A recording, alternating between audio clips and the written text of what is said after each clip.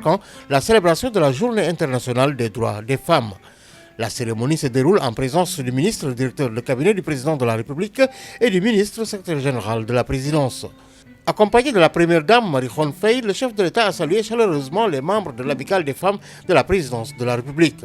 À ses côtés, la présidente de l'amicale, Mme Ndiaye Mame Jacques Seck, a été la première à prendre la parole pour adresser un message de bienvenue et présenter les activités ainsi que les initiatives menées par l'association. Monsieur le président de la République, Madame la première dame, Monsieur le ministre directeur de cabinet du président de la République, Monsieur le ministre secrétaire général de la présidence de la République, Mesdames et Messieurs, en vos rangs, fonctions et qualités, distingués invités, chères sœurs de l'amicale, Excellences, permettez-moi à l'entame de mon propos de souhaiter un bon Ramadan à nos frères et sœurs musulmans, ainsi qu'un temps de carême empreint de paix, de ferveur à toute la communauté chrétienne.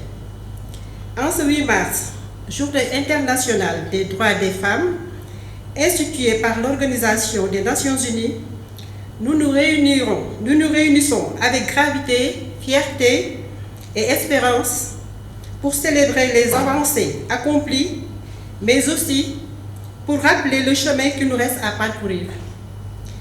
Cette journée n'est pas seulement une célébration, elle est un rappel des luttes courageuses menées par des générations de femmes à travers le monde pour l'égalité, la dignité et la justice. Un rappel que les droits des femmes ne sont jamais définitivement acquis. Et surtout, un rappel que notre responsabilité collective demeure entière. Monsieur le Président de la République, votre présence à nos côtés aujourd'hui témoigne de l'importance que vous accordez à la promotion de la femme au sein de la nation et au cœur même de la présence de la République. Elle constitue un signal fort, celui d'un engagement institutionnel en faveur de l'égalité des chances, de la reconnaissance du mérite et de la valorisation des compétences féminines. Au sein de l'amicale des femmes de la présidence, nous sommes convaincus que l'autonomisation des femmes est l'un des leviers les plus puissants du développement durable. Une femme instruite, soutenue et respectée, transforme sa société, sa famille, sa communauté et son pays. Investir dans les femmes, c'est investir dans la stabilité, la prospérité et la paix. En 2026, notre ambition est claire. C'est renforcer la solidarité entre femmes, encourager le leadership féminin, promouvoir l'excellence féminine et défendre un environnement de travail fondé sur le respect, l'équité et la dignité. Nous saluons les réformes et initiatives engagées pour favoriser l'accès des femmes aux postes de décision et pour promouvoir l'éducation des jeunes filles. Mais nous savons que les défis persistent, inégalités salariales et difficultés de conciliation entre vie professionnelle et vie familiale. C'est pourquoi nous réaffirmons aujourd'hui notre détermination à agir. Agir par la formation, agir par le mentorat, agir par le plaidoyer et agir par l'exemple. À toutes les femmes de la présidence de la République et au-delà, je veux dire, vous êtes des actrices essentielles du progrès national. Votre compétence, votre rigueur et votre engagement quotidien contribuent silencieusement mais puissamment au rayonnement de notre institution. Permettez-moi d'adresser une pensée particulière aux femmes des zones rurales, aux jeunes filles qui aspirent à un avenir meilleur, aux femmes entrepreneurs, aux mères courageuses et aux femmes en situation de vulnérabilité. Notre combat est aussi le leur. Monsieur le Président de la République, nous souhaitons que l'année 2026 soit marquée par des actions comme le renforcement des programmes de leadership féminin, la mise en place de mécanismes d'écoute et d'accompagnement, l'encouragement de l'innovation portée par les femmes, la promotion d'une culture institutionnelle inclusive, une nation qui valorise ces femmes est une nation qui s'élève. En ce jour symbolique, engageons-nous ensemble à transformer nos convictions en actions et nos engagements en résultats mesurables. Je terminerai par ces mots. Le 8 mars n'est pas une parenthèse dans le calendrier, c'est une boussole, une orientation vers une société plus juste, plus équitable et plus humaine. Vive les femmes, vive l'égalité, vive la République. Je vous remercie. Au cours de la rencontre, l'amicale a également remis des cadeaux symboliques au chef de l'État et à la première dame en signe de reconnaissance et de gratitude. Le président de la République a ensuite pris la parole pour saluer l'engagement et le professionnalisme des femmes de la présidence tout en les encourageant à poursuivre leurs actions au service de la République. Madame la présidente des femmes de la présidence de la République, Madame la première dame, Mesdames, Messieurs les femmes de la présidence de la République, Mesdames, Messieurs, je suis heureux de vous accueillir ce matin en ce lieu où nous avons tous l'honneur et le privilège de servir la République. Cette année, le 8 mars coïncide avec un dimanche. C'est pourquoi il m'a paru naturel d'anticiper cette rencontre de quelques jours afin de pouvoir vous recevoir et marquer avec vous ce moment important.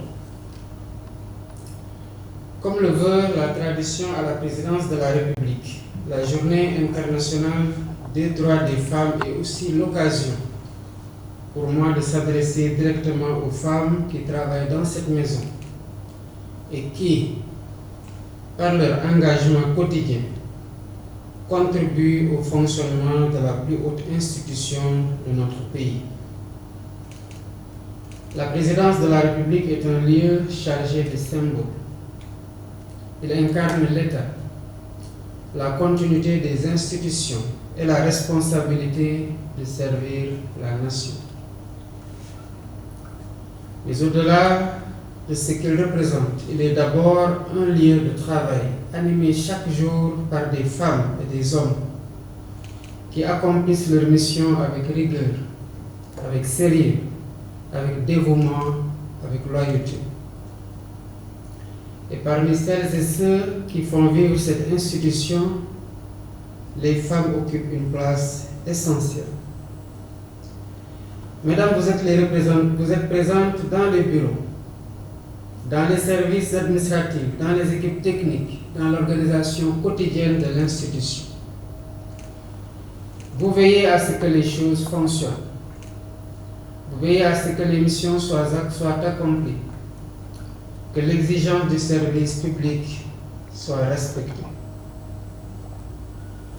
Votre travail ne s'accompagne pas toujours de visibilité. Il n'est pas toujours exposé, mais il est indispensable. Car le fonctionnement d'une institution ne repose pas seulement sur les décisions qui y sont prises.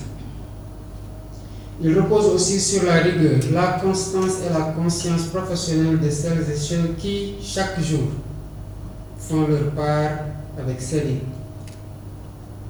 C'est ce que vous faites ici. Servir l'État demande du professionnalisme, mais aussi une certaine idée du devoir. Cette idée du devoir, je la vois à l'œuvre dans votre engagement quotidien.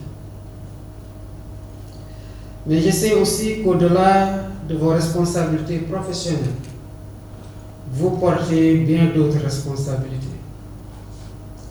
Vous êtes pour beaucoup des mères, des épouses, des soutiens pour vos familles et quelquefois pour vos communautés. Vous assumez ces rôles avec une énergie et une constance qui forcent l'admiration. La femme sénégalaise est multitâche.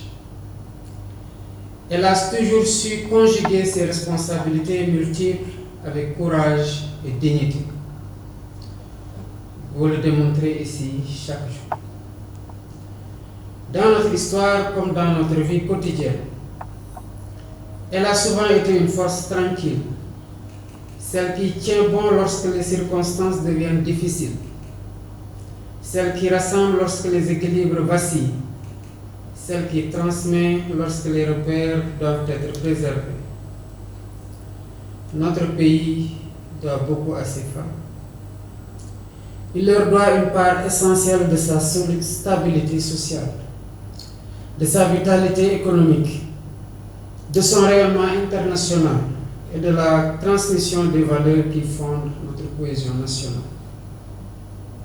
Aujourd'hui encore, dans tous les domaines, dans l'administration, dans l'éducation, dans la santé, dans l'entrepreneuriat, dans la recherche, dans la culture, dans les forces de défense et de sécurité, les femmes sénégalaises apportent une contribution remarquable à la marche de notre pays.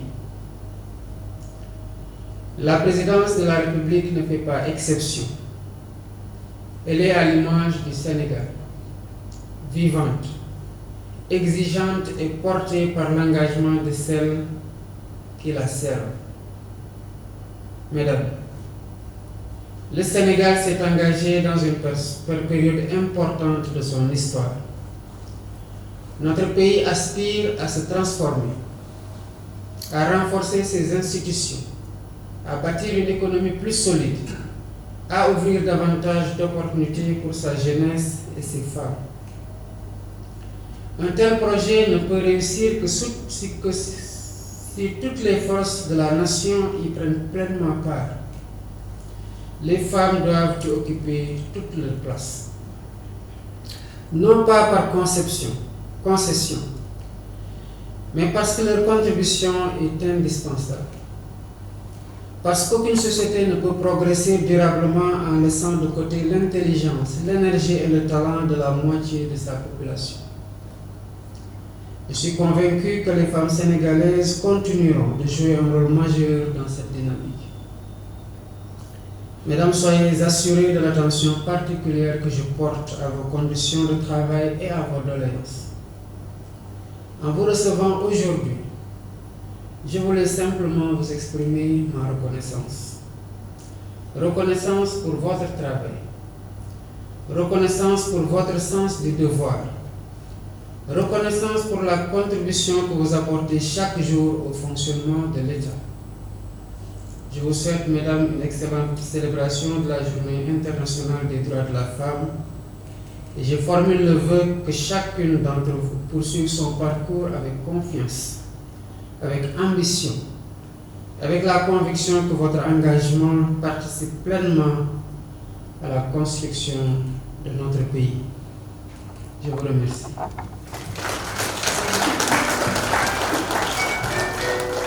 La cérémonie s'est achevée dans une atmosphère conviviale par une photo de famille immortalisant ce moment d'échange et de reconnaissance.